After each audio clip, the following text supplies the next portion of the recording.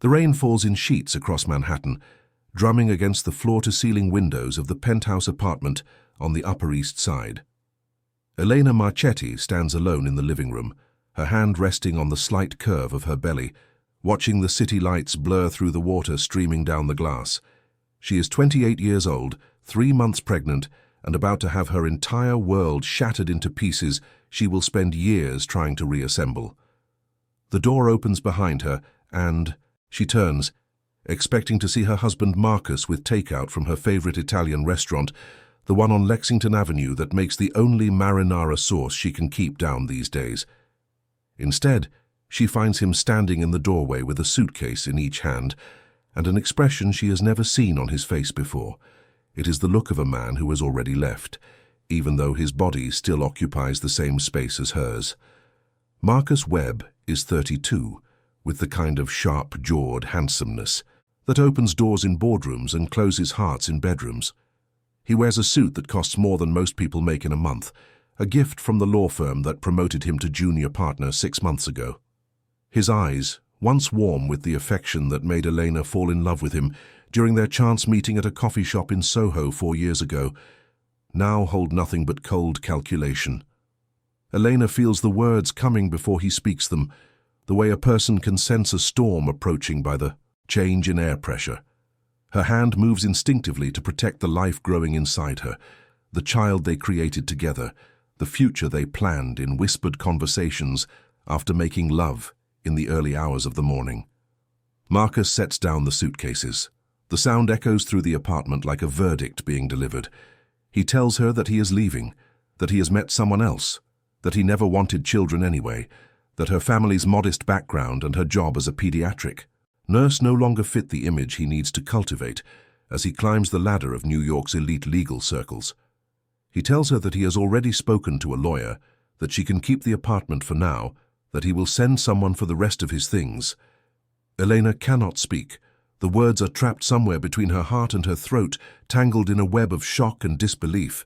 She watches him pick up the suitcases again, watches him turn toward the door, watches him walk out of their marriage with the casual indifference of a man returning a library book he never finished reading. The door closes. The silence that follows is deafening. She stands there for what feels like hours, her hand still pressed against her belly, the rain still falling outside. The city moves on around her, oblivious to the fact that her life has just ended and begun again in the space of a single conversation. She does not cry. Not yet. The tears will come later, in the shower where no one can hear, them in the middle of the night when she wakes reaching for a body that is no longer there. What Elena does not know, what she cannot possibly know as she stands alone in that empty apartment, is that Marcus Webb has made the biggest mistake of his life. The woman he married in a small ceremony on Long Island 3 years ago, the woman he just abandoned without a second thought, is not simply Elena Marchetti, registered nurse at New York Presbyterian Hospital. She is Elena Marchetti, sole surviving heir to the Marchetti Empire, one of the most powerful organizations in the eastern United States, a dynasty built over 3 generations and ruled with an iron hand by her grandfather Salvatore Marchetti. But Elena does not know this yet. She has spent her entire life believing that her parents died in a car accident when she was 2 years old, that she was raised by a distant aunt in Brooklyn who passed away when she was 21, that she is alone in the world, except for the child now growing inside her and the husband who just walked out the door. Everything she believes about her life is a lie, and the truth is about to find her. 3,000 miles away, in a sprawling estate in the hills above Los Angeles, Salvatore Marchetti sits in his study, surrounded by the artifacts of a lifetime spent building an empire from nothing. He is 78 years old, with silver hair swept back from a face that still carries the fierce intelligence and commanding presence that made him a legend in certain circles. His hands, once capable of violence that men still whisper about in darkened rooms, now shake slightly as he holds a photograph of a young woman with dark hair and his late daughter's eyes. Elena, his granddaughter. The child he was forced to hide away after her parents were taken from him in a night of betrayal and fire that nearly destroyed everything he had built. He placed her with a trusted associate, gave her a new identity, watched from a distance as she grew into a woman of grace and strength, waiting for the day when it would be safe to bring her home. That day has finally come. The enemies who forced him to hide her have been dealt with. The threats that lingered in the shadows have been eliminated. And now Salvatore Marchetti is dying, his heart failing after decades of stress and loss and the weight of decisions that haunted him through sleepless nights. He needs his heir. He needs Elena. He needs her to take her rightful place at the head of the Marchetti family before it is too late. He does not know that she is pregnant. He does not know that her husband has just abandoned her. He does not know that she is about to receive a phone call that will change everything she thinks she knows about her life, her family, and her place in the world. But he is about to find out. And when he does, when he learns what Marcus Webb has done to his granddaughter, the consequences will be swift and absolute. Because in the world Salvatore Marchetti inhabits, there are rules, there are codes, there are debts that must be paid and insults that must be answered. And abandoning a pregnant Marchetti woman is not merely a personal failing, it is an act of war. The phone rings in Elena's apartment. She stares at it for a long moment, still frozen in the same spot where Marcus left her. She does not want to answer it. She does not want to talk to anyone, not her colleagues at the hospital, not the friends she has been, slowly losing as Marcus's social climbing consumed more and more of their lives. Not anyone. But something makes her reach for it, something in the way it rings, persistent and patient, as if whoever is on the other end knows exactly where she is and exactly what she is feeling, and will wait as long as necessary for her to answer. She lifts the phone to her ear. A man's voice speaks, deep and measured, with an accent that sounds like old New York, like whiskey and wood smoke and secrets kept for decades. He tells her that his name is Dominic Caruso, that he is calling on behalf of her grandfather, that she needs to sit down before he tells her what he is about to tell her. Elena laughs. It is a hollow sound, empty of humor. She tells him that he has the wrong number, that both her grandfathers died before she was born, that she has no family left in the world, except for the child she is carrying, and the husband who just walked out on her. There is a pause on the other end of the line. Then Dominic Caruso says a name that makes Elena's blood run cold. He says the name her mother used to call her, the nickname that came to her in dreams she could never explain, the word that always felt like coming home, even though she did not know why. Piccola farfalla, little butterfly. Elena's knees buckle. She catches herself on the back of the sofa, her heart pounding so hard she can feel it in her throat. She asks him how he knows that name. She demands to know who he really is, what he wants, why he is calling her in the middle of the worst night of her life. Dominic tells her that her grandfather is dying, that he has been watching over her since she was 2 years old, when her parents were taken from this world by men who wanted to destroy everything the Marchetti family represented, that she is the last of the bloodline, the heir to an empire she never knew existed, and that she is needed in Los Angeles immediately. He tells her that a plane is waiting at Teterboro Airport, that her grandfather has arranged for everything she might need, that she should pack a bag, leave the apartment, and prepare for her life to change in ways she cannot possibly imagine. Elena wants to hang up. She wants to dismiss this as a cruel prank, a scam, a mistake. But something in the man's voice stops her, something in the way he says her mother's name, her real mother's name, the name Elena has only seen once, on a birth certificate she found hidden in her aunt's papers after the funeral, Isabella Marchetti. She agrees to meet him. She does not know why, except that the alternative is sitting alone in an empty apartment waiting for the dawn to come, waiting for the reality of her abandonment to fully sink in, waiting for the tears that still will not fall. An hour later, Elena stands on the tarmac at Teterboro, staring at a private jet that costs more than she will earn in a lifetime. Dominic Caruso waits at the foot of the stairs, a man in his 50s with the build of someone who has seen violence and the eyes of someone who has learned to live with it. He does not smile when he sees her, but something in his expression softens, as if he is seeing a ghost made flesh. He tells her that she looks like her mother, that Isabella would be proud of the woman she has become, that her grandfather has waited 26 years for this moment, and that he hopes she can find it in her heart to forgive him for the choices he made to keep her safe. Elena climbs the stairs. She steps onto the plane. She takes a seat by the window and watches New York disappear beneath the clouds, the city that was supposed to be her home forever, shrinking to a cluster of lights, and then to nothing at all. She does not know what awaits her in Los Angeles. She does not know what it means to be a Marchetti, what responsibilities come with that name, what enemies she has inherited simply by being born. She does not know that her husband is, at this very moment, celebrating his freedom with the woman he left her for, toasting to his brilliant future with champagne that costs more than Elena's monthly grocery budget. But she is about to find out, and when she does, when she steps into the world that was always meant to be hers, nothing will ever be the same again.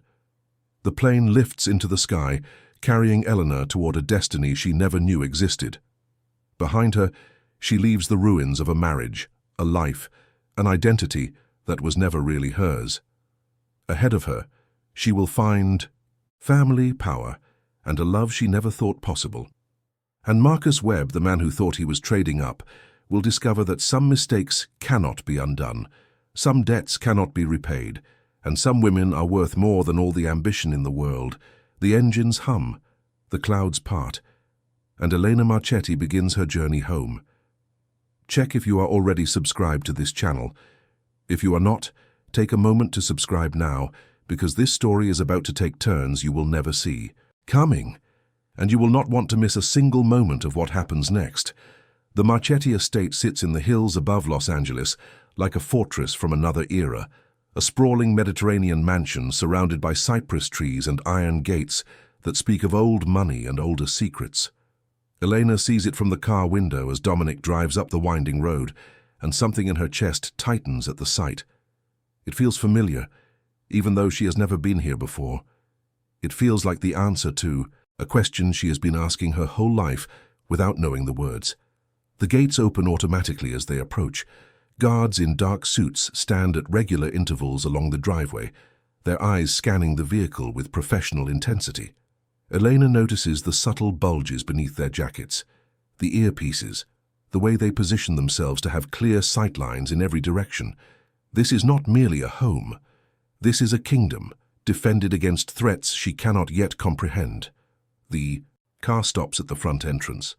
Dominic helps her out, and Elena stands for a moment, breathing in air that smells of jasmine and eucalyptus, so different from the exhaust-tinged humidity of Manhattan.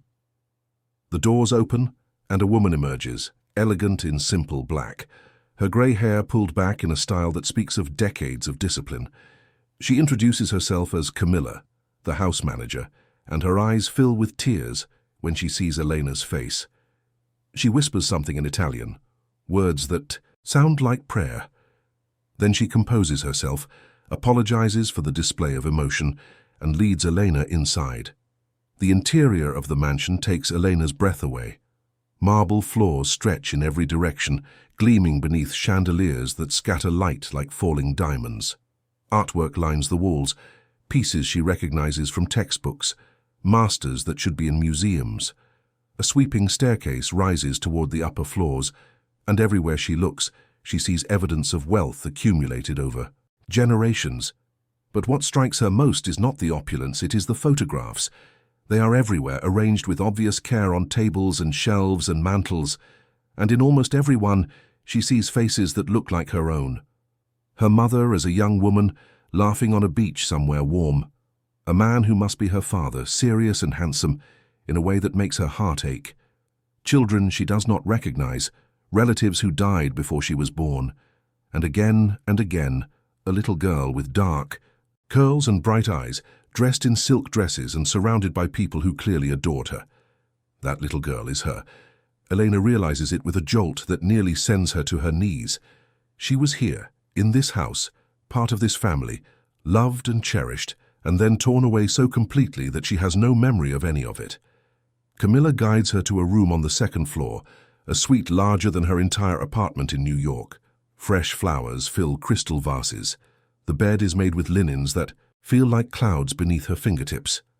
A closet stands open, already filled with clothes in her size, styles that are elegant and understated, and nothing like the practical scrubs and simple dresses that have defined her wardrobe for years. She is told that her grandfather is resting, that the doctors have ordered him to conserve his strength, that he will see her at dinner tonight. Until then, she is free to explore the house, to ask questions, to begin the process of learning who she really is. Elena sits on the edge of the bed after Camilla leaves, her mind racing faster than she can process. 24 hours ago, she was a married woman with a simple life, a job she loved, and a baby on the way. Now she is sitting in a mansion that apparently belongs to her family, preparing to meet a grandfather she did not know existed, carrying secrets that could change everything. She thinks about Marcus, and for the first time since he left, she feels something other than shock and grief. She feels anger. A deep, burning fury at the man who looked at her and saw nothing worth keeping, who walked away from their child without a backward glance, who traded their marriage for whatever empty promises another woman offered. He thought she was nothing. He thought she came from nothing.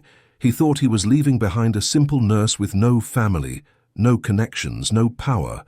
He was wrong, and someday he will know exactly how wrong he was. But that is a thought for another time. Right.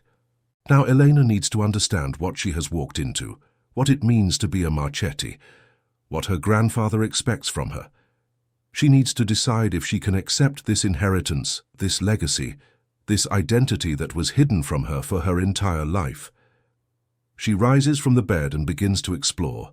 The library is her first discovery, a two-story room lined with books from floor to ceiling, with ladders on rails and reading nooks tucked into corners. She runs her fingers along the spines, recognizing classics in half a dozen languages, first editions that must be worth fortunes, journals and ledgers that look like they contain the history of the family. In one corner, she finds a collection of children's books, clearly old but carefully preserved. Inside the cover of one, she sees an inscription in faded ink. Per la mia piccola farfalla, con tutto l'amore del nonno. For my little butterfly, with all your grandfather's love. The tears finally come. Elena sinks into a chair, clutching the book to her chest, and weeps for the life she lost, the family she never knew, the years she spent alone believing she had no one in the world. She cries for her mother, taken too soon, for her father, a ghost in photographs, for the grandfather who watched over her from a distance, making the impossible choice to keep her safe by keeping her away. She cries for her baby, who will grow up in a world so different from anything she imagined, who will have to navigate complexities she says only beginning to understand. And she cries for herself, for the woman she was and the woman she is becoming, for the transformation that began the moment Marcus walked out, and that will continue in ways she cannot predict. When the tears finally stop, Elena feels something shift inside her. The grief is still there, but it is no longer crushing. It is fuel now, energy that she will channel into whatever comes next. She wipes her face, squares her shoulders, and goes to find more answers. The evening approaches, and with it, the moment Elena has been both dreading and anticipating. Camilla appears at her door, offers to help her dress for dinner, and guides her through the rituals of preparing to meet her grandfather. The dress she chooses is simple and elegant, deep blue silk that flows over the slight curve of her belly like water. Her hair is brushed until it shines, falling in dark waves past her shoulders. She looks at herself in the mirror and barely recognizes the woman, staring back. This is not Elena the nurse, practical and invisible, blending into the background of other people's emergencies. This is someone else, someone powerful and poised and capable of commanding attention simply by entering a room. This is who she was always meant to be. Camilla leads her downstairs through corridors she is beginning to recognize, to a dining room that could seat 30 but has been set for 2. The table gleams with crystal and silver, candles casting warm light across the walls, and at the head of the table, watching her approach with eyes that hold decades of love and loss and waiting, sits Salvatore Marchetti. He is smaller than she expected, diminished by illness in a way that cannot hide the formidable man he once was. His hair is silver, swept back from a face that still carries the sharp intelligence and commanding presence that built an empire. His hands tremble slightly as he sets down his glass of water and rises to greet her. Elena stops her, few feet away, uncertain of the protocol, unsure of what to say to this man who is a stranger and family all at once. She thinks she should be angry, should demand explanations, should make him account for the years of loneliness and confusion he caused by hiding her away. Instead, she sees the tears in his eyes, the naked hope and fear and love that he makes no attempt to conceal, and she understands that whatever he did because he thought it was the only way to keep her alive. Salvatore speaks first. His voice is rougher than Dominic's, damaged by years and illness but still powerful enough to fill the room. He tells her that she is the image of her mother, that Isabella would weep with joy to see the woman her daughter has become. He tells her that he has carried the weight of his choices every day for 26 years, that not a morning passed without him thinking of her, praying for her safety, wishing things could have been different. Elena takes a step forward, then another, and then she is in his arms embracing the grandfather she never knew, feeling his tears fall onto her hair as he holds her like he will never let go. They sit together for hours that night, eating little, talking much. Salvatore tells her about her parents, about Isabella's fierce spirit and her father's quiet strength. He tells her about the night they were taken from him, a night of treachery when trusted allies revealed themselves as enemies, when fire consumed the home where Elena spent her first 2 years of life. He tells her how he found her crying in the garden, clutched in the arms of a nanny who gave her life to save the child, how he made the terrible decision to hide her rather than risk losing her too. He tells her about the organization, careful with his words, choosing what to reveal and what to hold back. Elena understands that there are things he is not saying, truths that exist in the spaces between his sentences. But she also understands that he is not hiding them out of deception. He is protecting her, giving her time to adjust, allowing her to learn at a pace she can manage. Finally, he tells her about Marcus, about the investigators who have been watching her since she turned 18, keeping him informed about her life from a safe distance, about the husband who married her for her kindness and then resented her for not being enough, who pursued other women even before the ink on their marriage certificate was dry, who finally left her for someone he believed could advance his career. Salvatore's expression darkens as he speaks of this. His hands, once trembling with age, now curl into fists that still remember their strength. He asks Elena what she wants him to do. He tells her that she has only to say the word, and Marcus Webb will understand the magnitude of his mistake. Elena considers the offer. Part of her, the part that still burns with rage at her abandonment, wants to say yes, wants to watch Marcus suffer the way she has suffered, wants to see his smug face crumble when he realizes who he truly married. But she shakes her head.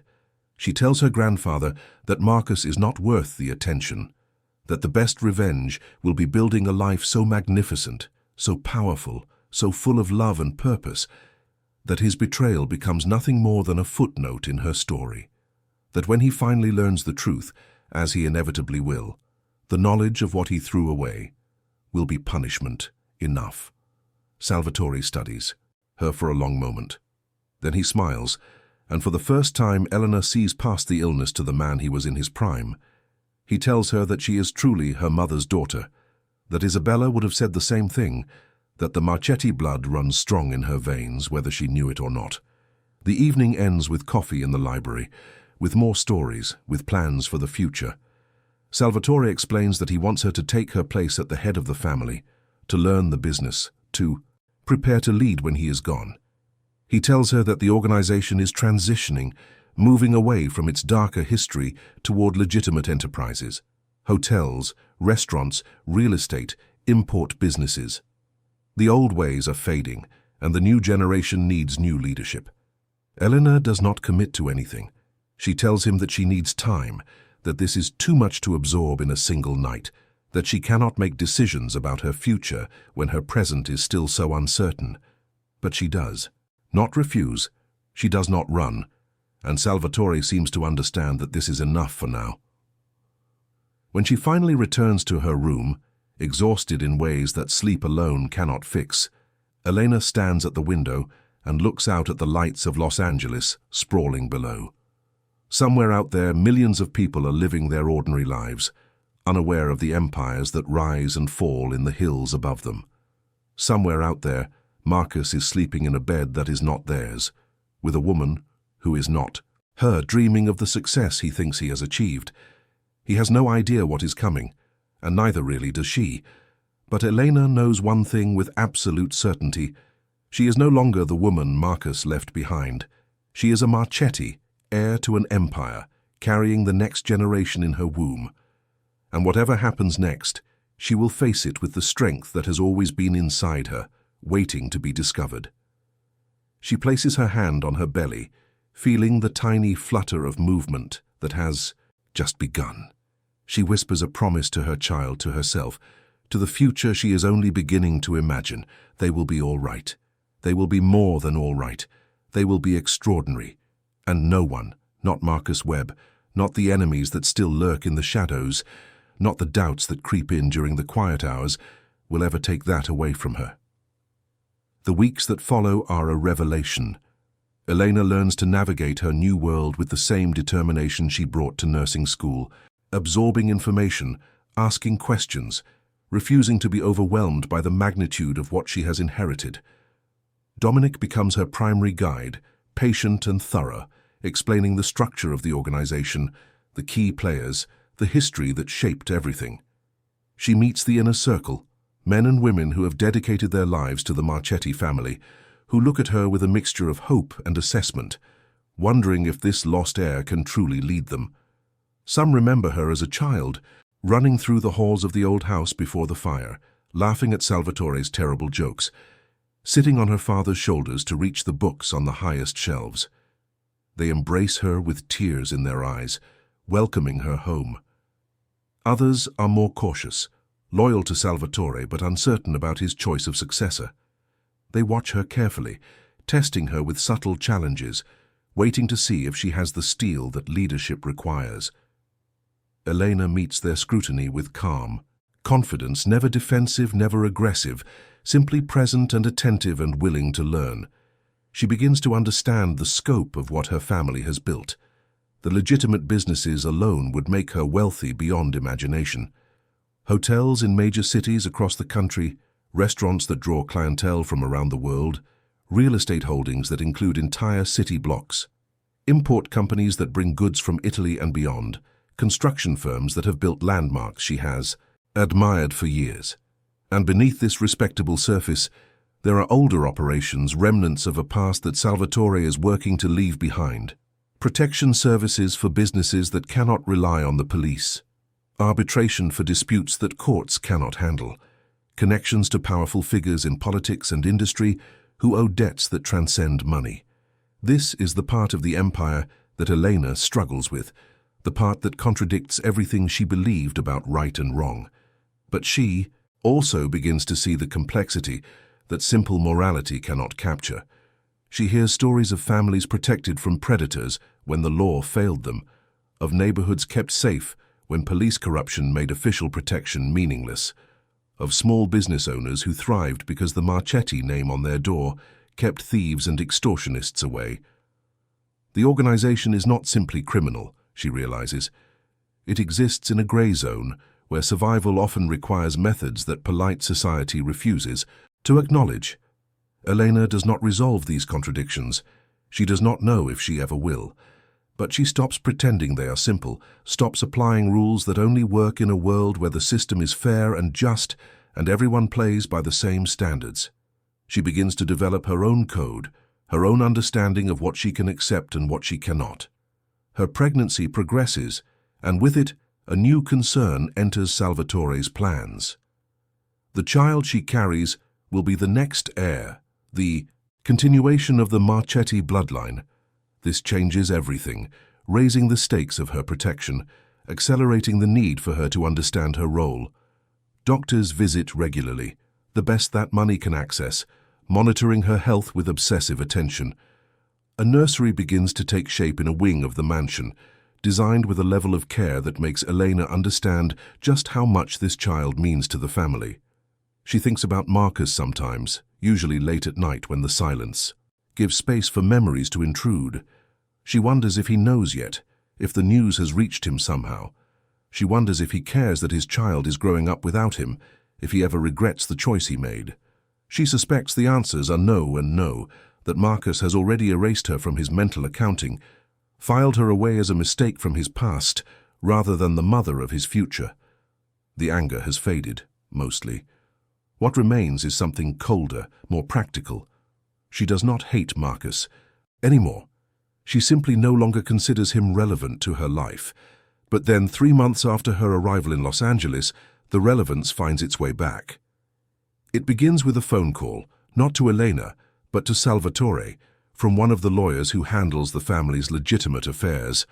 Marcus Webb has been promoted again, this time to senior partner at his firm, and as part of his celebration, he is given an interview to a legal publication. In that interview, he mentioned his single status, his freedom from the burden of family obligations, his complete availability to devote himself to his career. He denied that Elena ever existed. He claimed that his brief marriage was annulled, that there was no child, that his ex-wife was an unfortunate mistake from his youth, that he corrected before any real damage was done. Salvatore is furious. Eleanor has never seen him like this. The illness forgotten in the face of an insult so profound that it overrides every physical limitation. He paces the study with energy that seems impossible for his weakened frame, speaking in rapid Italian, making calls to associates across the country. Elena listens from the doorway, understanding more of the language now, her weeks of immersion beginning to pay off. She hears him give orders, set plans in motion, prepare consequences that will destroy Marcus Webb's carefully constructed life. And then she steps into the room and tells him to stop. Salvatore turns to her, startled, still caught in the grip of his rage. He demands to know why she would protect the man who dishonored her, who denied their child, who tried to erase her from existence as if she were nothing. Elena walks to him slowly, takes his shaking hands in hers, and explains. She tells him that Marcus's denial is not a wound, it is a gift. He has publicly claimed that she does not exist, that there is no child, that his marriage was a mistake he corrected. This means that when she appears, when the truth becomes known, he will have no defense. No one will believe his version of events. The lies he told to make himself look better will become the rope that hangs him. She tells Salvatore that she does not want Marcus hurt, not because he deserves mercy, but because she wants something better than violence. She wants him to live. She wants him to succeed, to climb as high as his ambition can take him, to build a life of wealth and status and power. And then, when he has everything he ever wanted, she wants him to watch it all crumble around him because of the choices he made. She wants him to know that she became more than he could ever imagine, that their child grew up loved and protected and strong, that his abandonment was the best thing that ever happened to her. She wants him to spend the rest of his life knowing what he threw away, and she wants that knowledge to be a weight he carries every single day. Salvatore stares at her for a long moment. Then he laughs, a real laugh that shakes his shoulders and brings tears to his eyes, a sound that Elena suspects has not been heard in this house for years. He tells her that she is magnificent, that she is everything he hoped she would be and more, that the Marchetti family is in good hands. He agrees to her plan. Marcus Webb will be left alone for now. His success will be allowed to continue. His lies will stand unchallenged. And when the time is right, when the moment presents itself, the truth will emerge in a way that maximizes its impact. Elena returns to her room that night, feeling something she has not felt since before Marcus left. She feels powerful, not because of the wealth that surrounds her or the organization that answers to her family. She feels powerful because she made a choice, because she shaped the course of events according to her own vision, because she refused to be defined by anger or victimhood or the limitations others tried to impose on her. She is becoming who she was always meant to be, and the transformation is only beginning. Before we continue, I want to ask you something. Right now, as you listen to this story, type in the comments, "Elena, you deserve everything." I know it might seem like a small thing, but if you have ever felt overlooked, underestimated, or left behind by someone who did not see your worth, leave that comment. Let Elena know she is not alone, and let yourself remember that you deserve everything too. The months continue to pass. Elena grows larger with her child, and her confidence grows alongside. She attends meetings with Salvatore, sitting at his side as he conducts business, learning the nuances of negotiation and strategy that have made the Marchetti family powerful for generations. She takes on responsibilities of her own, starting with the charitable foundation that bears her mother's name, expanding its work, putting her nursing background to use in ways that make a real difference in people's lives. She builds relationships with the key figures in the organization, earning trust through competence rather than birthright. Lorenzo, who manages the hotel division, becomes a mentor in the hospitality industry. Maria, who oversees the restaurants, teaches her about food and culture and the art of making people feel welcome. Even the harder men, the ones who remember darker times, begin to respect her for her intelligence and her refusal to be intimidated. And then there is Dante. Dante Caruso is Dominic's nephew, a man in his early 30s who has risen through the ranks of the organization on his own merits rather than family connection. He is responsible for security, for protection, for making sure that the Marchetti interests remain safe from those who would harm them. He is tall and dark-haired, with eyes the color of storm clouds and a presence that commands attention without demanding it. Elena notices him from the beginning, though she tells herself it is merely observation, merely her training as a nurse to notice details. About the people around her, she notices the way he carries himself, coiled and ready, the confidence of a man who has faced danger and emerged victorious. She notices the way he watches over her grandfather with obvious devotion, the way he treats the staff with respect regardless of their position, the way his expression softens when he thinks no one is watching. She notices, and she tries not to think about what the noticing means. Dante, for his part, maintains professional distance. He is unfailingly polite, efficient in his duties, present when needed, and invisible when not. But sometimes Elena catches him looking at her with an expression she cannot quite read, something that hovers between admiration and longing and a sadness she does not understand. She tells herself it does not matter. She is pregnant with another man's child, recently abandoned, still processing the revelation that her entire life was a carefully constructed illusion. She has no business thinking about anyone in any capacity beyond professional cooperation, but the heart does not always follow instructions, and Elena is learning that some things cannot be controlled, no matter how much she tries. The baby comes in October, on a night when the Santa Ana winds blow hot and dry across Los Angeles. Elena has been having contractions all day, but she refuses to go to the hospital until they reach an intensity she cannot ignore. She is stubborn, the staff has learned, determined to do things her own way, even when that way involves unnecessary discomfort. Finally, as the sun sets and the contractions come in waves that steal her breath, she allows Dante to drive her to the private clinic where arrangements have been made. He stays calm throughout the journey, navigating traffic with skill, speaking to her in low, soothing tones that help her focus through the pain. At the clinic, she is surrounded by doctors and nurses who treat her like royalty, which of course she now is. The labor is difficult but not dangerous, hours of work that test her endurance and teach her a new respect for the strength of her own body. Through it all, she thinks not of Marcus, but of her mother, wishing Isabella could be here to witness this moment, to meet her grandchild, to complete the circle that was broken so many years ago. In the early hours of the morning, as the first light touches the sky, Eleanor's daughter enters the world. She is small and perfect, with dark hair already curling on her head, and lungs that announce her presence with unmistakable force. The nurses place her on Elena's chest, and in that moment, everything changes. All the pain, all the fear, all the uncertainty of the past months vanishes in the face of this tiny miracle. Elena looks at her daughter and sees the future, sees possibility, sees a reason for everything she has endured and everything she will become. She whispers a name she has been carrying in her heart for months, a name that honors the past while promising a new beginning. Isabella. Isabella Marchetti. Bella, for short. Salvatore visits later that day, wheeled into the room in a chair his pride would never have allowed before. But pride means nothing in the face of his great-granddaughter, this tiny bundle wrapped in pink who carries his blood into another generation. He holds her with hands that tremble from more than illness, and the tears that fall from his eyes are purely joy.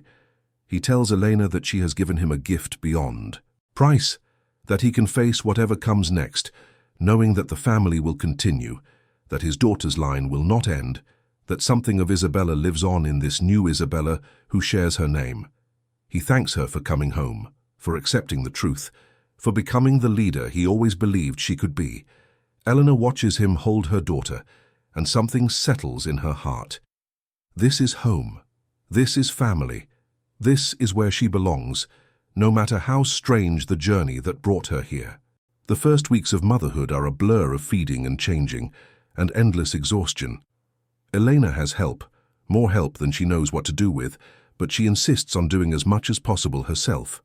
Bella is her child, her responsibility, her joy. She does not want to miss a moment of these precious early days, even the moments that involve crying at 3 in the morning and wondering if she has any idea what she is doing. Salvatore's health continues to decline. The doctors speak in careful terms about making him comfortable, about managing symptoms rather than fighting causes. Elena spends as much time with him as she can, bringing Bella to his room so he can watch her sleep, reading to him from the books he loved, listening to stories he has never told anyone else. He speaks of her mother often in these final weeks, of Isabella's laughter, her courage, her determination to make the world better than she found it, of the way she challenged him, pushed back against decisions she disagreed with, demanded that the family evolve even when change was difficult. He tells Elena that she is so much like her mother that sometimes he forgets they are not the same person. On a quiet evening in late November, with the first rains of winter falling outside, Salvatore Marchetti slips away peacefully in his sleep. Elena is at his bedside, Bella in her arms, Dominic and Dante standing watch nearby. He goes without pain, without fear, with a smile on his face that speaks of contentment. Finally achieved. The funeral is enormous, a display of power and respect that brings figures from across the country and beyond. Elena stands at the center of it all, receiving condolences from people whose names she is still learning, representing a family whose legacy now rests on her shoulders. She does not weep, not in public, not where observers might mistake grief for weakness. She saves her tears for the quiet hours, for the moments alone with her daughter when she can mourn the grandfather she knew for such a short time. The reading of the will confirms what everyone already expected. Elena inherits everything, the legitimate businesses and the shadowy connections alike, the wealth and the responsibility, the power and the burden. She is now the head of the Marchetti family, the first woman to hold that position in 3 generations, carrying a sleeping infant in her arms as she signs documents that transfer control of an empire. Marcus hears about Salvatore's death through the news, just as everyone else does. The obituaries mention Elena, describe her as the sole surviving heir, include photographs of her at the funeral looking elegant and powerful, and nothing like the simple nurse he remembers. He reads about the Marchetti fortune, the legitimate businesses worth hundreds of millions, the influence that extends into politics and industry, and spheres he never imagined. He realizes for the first time what he threw away, and the realization burns like acid in his throat. But there is nothing he can do about it. Elena has made no attempt to contact him, has not acknowledged his existence, has not even filed for child support, despite having every legal right to do so. She has simply moved on, becoming someone he cannot reach, living a life he cannot touch. He tells himself it does not matter. He tells himself he made the right choice, that Elena's new wealth does not change who she was when he left her, that he deserves credit for following his ambitions rather than settling for less. He tells himself these things late at night, when the woman he left Elena for is asleep beside him and he cannot shake the feeling that something essential has slipped through his fingers. The lies, he tells himself, become harder to believe with each passing day. Elena approaches her new role with the same methodical determination that characterized her nursing career. She studies the business operations until she understands them thoroughly. She builds relationships with key allies and identifies potential threats. She surrounds herself with advisors she can trust, people who will tell her the truth even when the truth is uncomfortable. The transition is not seamless. Some in the organization question her authority, testing her resolve with small acts of defiance or obstruction. Others try to manipulate her, assuming that a woman, especially one so new to this world, will be easy to control. Elena handles each challenge with patience and firmness, demonstrating that she is neither naive nor easily intimidated. She makes changes where changes are needed, accelerating Salvatore's vision of transforming the organization into a fully legitimate enterprise. The harder operations are wound down systematically. Their personnel offered positions in legal businesses, their clients referred to other services. Some resist, preferring the old ways, and these individuals find themselves politely but firmly removed from their positions. Bella grows quickly as babies do, transforming week by week into a person with her own preferences and personality. She has Elena's dark hair and her grandmother's name, but her eyes are her father's color, a detail that Elena notices without comment. She does not blame her daughter for the genetics she inherited. The child is innocent of her father's choices, and Elena will make sure she never suffers for them. Dante becomes an increasingly important presence in her life, though their relationship remains strictly professional. He manages security with skill and discretion, anticipating problems before they arise, protecting Elena and Bella with a dedication that goes beyond duty. He is present at every meeting, every event, every moment that requires vigilance. Elena tells herself that she relies on him because he is excellent at his job. She tells herself that the warmth she feels when he enters a room is simply gratitude for his protection. She tells herself many things that become harder to believe as the months go by. One evening after Bella has been put to bed and the house has settled into nighttime quiet, Elena finds Dante in the garden. He stands by the fountain, watching the water cascade over marble, lost in thoughts she cannot read. She approaches quietly, not wanting to startle him, but he seems to sense her presence before she makes a sound. He turns to face her, and in the moonlight, she sees something in his eyes that makes her breath catch. It is the expression she has glimpsed before, quickly hidden, always suppressed. It is longing, pure and unmistakable, directed at her with an intensity that makes her realize how carefully he has been controlling himself. They stand in silence for a long moment, the space between them charged with everything neither of them has allowed themselves to say. Elena knows she should leave, should return to the house, should maintain the professional distance that has protected them both. But she does not move. Dante speaks first. He tells her that he knows his place, that he would never presume to overstep, that his feelings are his burden to carry and not her concern. He tells her that he respects her too much to make her uncomfortable, that he will resign if his presence has become inappropriate, that her peace of mind matters more than his position. Elena listens to his careful words, his attempt to give her an exit, his willingness to sacrifice his career rather than make her feel obligated. And something shifts inside her, something that has been building for months without acknowledgement. She steps closer to him, not close enough to touch, but close enough to see the rise and fall of his chest, the tension in his shoulders, the hope he is trying to suppress. She tells him that she has felt it too, this connection that neither of them sought. She tells him that she has tried to ignore it, to explain it away, to focus on her responsibilities rather than her desires. She tells him that she has failed. The space between them disappears. Dante takes her face in his hands with a tenderness that belies his strength, and when his lips meet hers, Elena finally understands what she has been missing. This is not the calculated ambition of Marcus's affection or the suffocating expectation of her previous life. This is something true, something that asks for nothing except the chance to exist. They do not rush. There is no need to hurry when they have already waited so long. They stand together in the moonlit garden, learning the shape of each other, discovering that some connections cannot be explained or denied. Later, when Elena returns to her room, she finds herself smiling for no reason she can articulate. The world is still complicated, still dangerous, still full of challenges she must face, but she is no longer facing it alone, and that makes all the difference. The relationship develops slowly, hidden from the organization at first, a private joy in the midst of public responsibility. They steal moments when they can, conversations that begin as business and drift into something more personal, touches that linger a second longer than necessary. It is not practical, not wise, not what either of them planned. But it is real, and in Elena's experience, real things are worth protecting. Eventually the secrecy becomes unnecessary. The people closest to them have already noticed, have already begun treating them as a unit rather than colleagues. Dominic gives Dante a long look one morning that contains equal parts warning and blessing. The uncle reminding the nephew of his responsibilities while acknowledging what has already become inevitable. Elena does not make a formal announcement.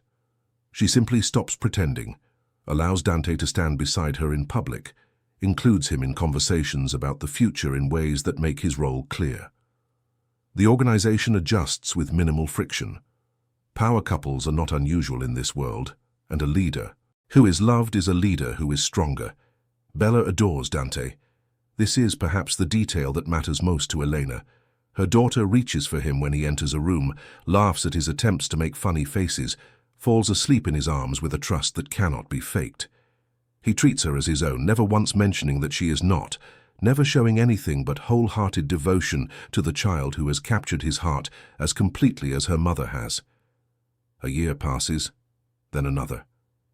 The organization thrives under Elena's leadership, the legitimate businesses expanding while the shadows of the past fade into history. She establishes herself as a figure of respect in Los Angeles society, a philanthropist and businesswoman whose origins remain mysterious enough to fuel gossip, but whose present is beyond reproach.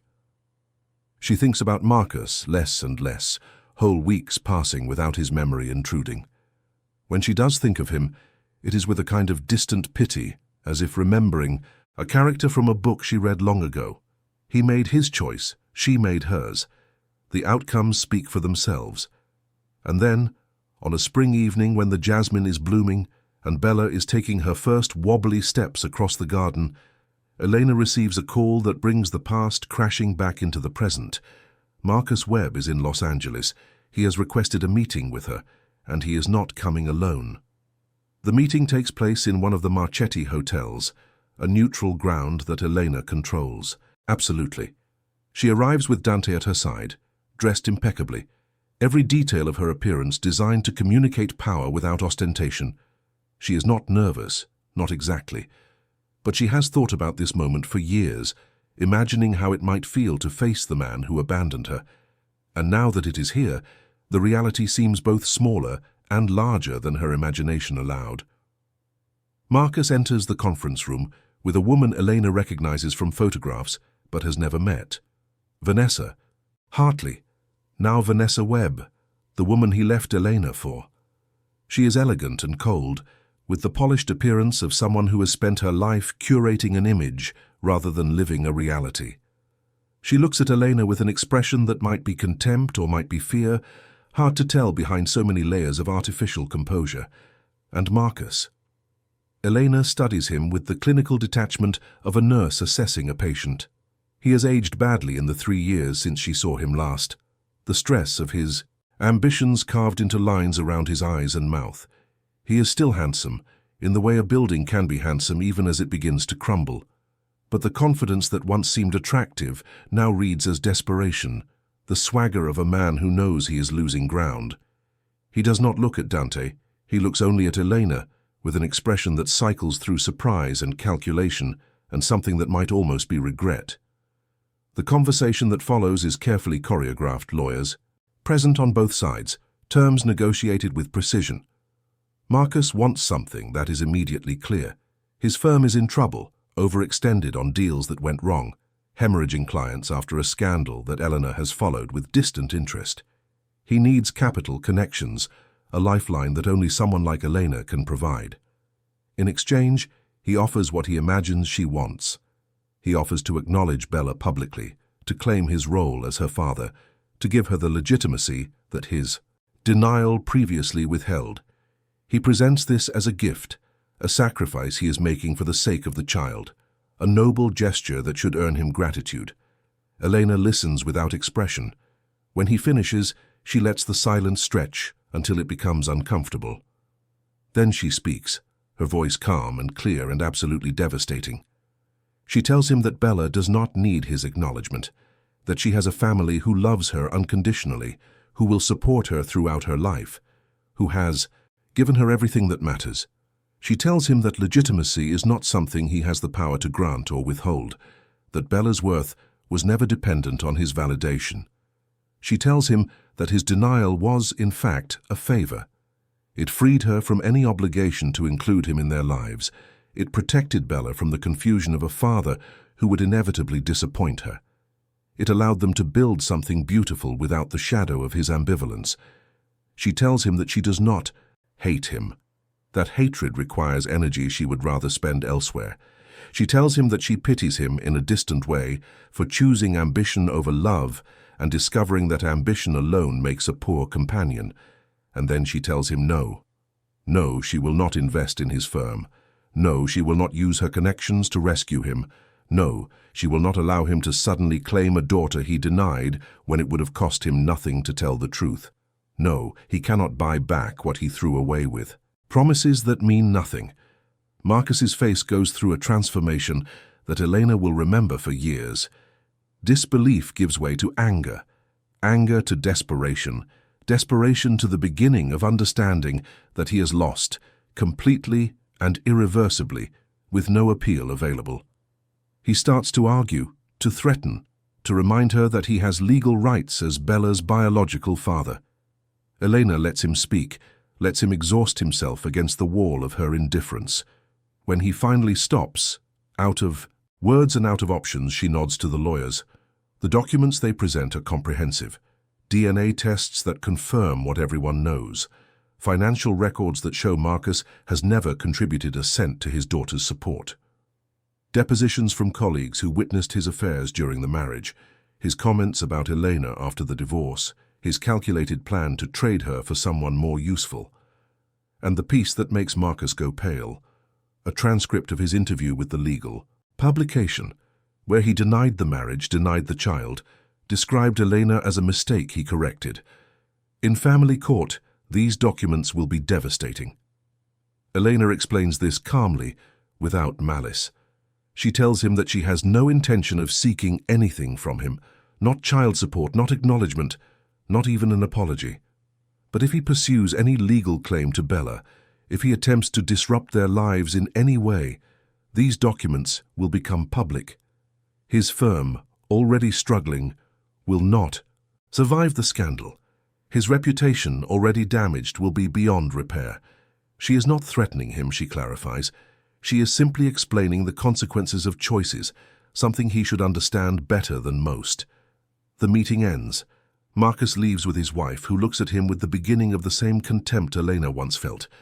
Their partnership, built on shallow foundations, is already showing cracks that no amount of money will repair. Elena watches them go and feels nothing but peace. Dante takes her hand as they walk back to the car. He does not need to ask how she feels, does not need to offer commentary on what just happened. He simply is present, solid and reliable, and hers in every way that matters. They drive home through the Los Angeles evening, past palm trees and luxury cars, and the 1,000 dramas playing out in the lives they pass. Bella is waiting when they arrive, running to greet them with the enthusiastic joy of a 3-year-old who has been counting. Minutes until her favorite people return. Elena lifts her daughter, holds her close, breathes in the scent of baby shampoo and innocence. She thinks about the woman she was, standing in that New York apartment, watching her husband walk out the door. She thinks about everything that happened after, The revelations and the losses and the hard-won victories, she would not change any of it. The path that brought her here, however painful, led to this moment, to this child, to this man, to this life. She is grateful for every step, even the ones that hurt. That night, after Bella is asleep and the house is quiet, Elena and Dante sit together on the terrace, watching the city lights glitter below. He asks her what she is thinking, and she takes a moment to find the words. She tells him that she spent so many years feeling invisible, feeling like she did not quite belong anywhere, feeling like she was waiting for her real life to begin. She tells him that she understands now what she was waiting for. Not a place or a purpose or even a person, though all of those things matter. She was waiting to become herself, to shed the limitations that others placed on her, to discover the strength that was always inside her. She tells him that she is not waiting anymore. Dante smiles, the smile that transforms his serious face into something beautiful and warm. He tells her that he loves her, has loved her since the first moment he saw her, will love her for whatever time they have together, and beyond. Eleanor leans into him, feeling the steady beat of his heart, the safety of his arms, the certainty of their connection. She tells him that she loves him too, has loved him longer than she was willing to admit, will love him through whatever challenges lie ahead. They sit together in comfortable silence, two people who found each other against impossible odds, building a future from the ruins of the past. The story could end here, and it would be a good ending, but there is one more scene, one more moment that completes the circle. 6 months later, on a morning when the California sun is golden and warm, Eleanor and Dante are married in the garden of the Marchetti estate. Bella serves as flower girl, scattering petals with the serious concentration of a child entrusted with an important job. The guests are family and friends, people who have become precious over the years, witnesses to a love that grew from respect into something unshakable. Eleanor wears a dress designed just for this occasion, elegant and timeless, honoring tradition while embracing her own style. She carries flowers from the garden where she first kissed Dante, where she discovered that her heart was capable of loving again. The ceremony is simple, words that matter spoken clearly, promises made with full understanding of what they mean. When Dante slides the ring onto her finger, Elena feels the last piece of her life click into place. They are family now, officially and completely. Dante adopts Bella, giving her his name alongside the Marchetti legacy she already carries. They are united, protected, whole. The reception continues into the evening, laughter and music and the joy of people celebrating something true. Elena dances with her husband, with her daughter balanced between them, the three of them moving together as if they have always been this way. At one point, she steps away from the celebration to stand alone for a moment, looking out at the view she has come to love. She thinks about her grandfather, about her mother, about all the people who made sacrifices so she could be here, alive and free and happy. She thinks about Marcus, briefly, without anger. He is a footnote now, a minor character in a story that was never really about him. She hopes he finds something real someday, some satisfaction that does not depend on what he takes from others. She doubts he will, but she hopes anyway. Mostly she thinks about the future, about the business she will continue to build, the legitimate empire that will be her legacy, about the daughter she will raise with love and honesty and the knowledge of where she comes from, about the husband who chose her not for what she could give him, but simply for who she is. She thinks about the woman she has become, and she is proud. Dante appears beside her, sensing as he always does when she needs company. He does not speak, just stands with her, watching the sunset paint the sky in colors that seem impossible. She takes his hand, and they return to the celebration together. If you have watched this far, it is because you felt something in this story. Maybe you saw yourself in Elena, in her strength, in her refusal to let someone else define her worth. Maybe you have your own Marcus, someone who did not see what you were worth until it was too late. Maybe you are still waiting for your life to begin, still searching for the moment when everything will finally make sense. Whatever brought you here, I Want you to know that your story is not over. The ending has not been written yet, and if a woman who thought she had nothing could discover that she was heir to an empire, who knows what you might discover about yourself. Leave a comment saying, "I watched this far," so I can get to know you, so I can see who really connects with these stories. Like this video if it touched something inside you. Share it with someone who needs to hear that their worth is not determined by the people who fail to see it. And subscribe to this channel because there are more stories coming, more journeys of transformation and love, and the quiet triumph of people who refuse to give up on themselves. This is Elena's story, but it could be yours too. The only difference is that hers is ending and yours is just beginning. Thank you for being here. Thank you for listening.